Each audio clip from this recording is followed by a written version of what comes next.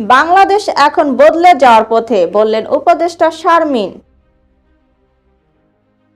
সমাজ কল্যাণ এবং নারী ও শিশু বিষয়ক মন্ত্রণালয়ের উপদেষ্টা শারমিন এস মুর্শিদ বলেছেন, জুলাইয়ের চেতনাকে ধারণ করে আগামীর বাংলাদেশ গড়তে হবে।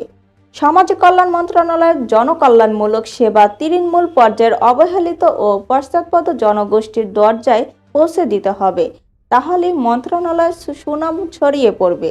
শনিবার রাজধানীর আগারগাঁয়ে সমাজসেবা অধিদপ্তরের মধুমতি মিলনায়তনে জাতীয় সমাজসেবা দিবস 2026 উদ্বোধন উপলক্ষে আয়োজিত আত্ম অনুসন্ধান শীর্ষক অনুষ্ঠানে প্রধান অতিথির বক্তব্য তিনি এসব কথা বলেন।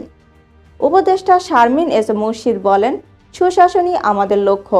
এ লক্ষ্য গত 1.5 বছরের মন্ত্রণালয়ের কাঠামো পরিবর্তন করে সুশাসন ফিরিয়ে আনার লক্ষ্য কাজ শুরু করেছিলাম। দায়িত্ব পাওয়ার পর প্রকৃত ভাতাভোগীদের ডাটাবেস তৈরি করতে অনেক সময় লেগেছে। প্রকৃত ভাতাভোগীর কাছে ভাতা প্রাপ্তির এতদিন যে ত্রুটি ছিল তা সংশোধন করতে সময় লেগেছে। এতদিনের অনিয়ম এ সময়ের মধ্যে পুরোপুরি যাচাই বাছাইয়ের তালিকা শেষ করতে পারিনি, তবে শুরু করে দিতে পেরেছি এবং ভাতাভোগীর তালিকা 80% শেষ করতে পেরেছি। তারা নিয়মিত ভাতা পাচ্ছেন। এতিমখানাগুলোর এতিম বাচ্চাদের ডাটাবেস তৈরি করা উদ্যোগ নিতে হবে, তাহলে সুষ্ঠুভাবে পর্যায়ক্রমে এতিমখানার ক্যাপিটেশন গ্রান্ট পৌঁছে দিতে পারব।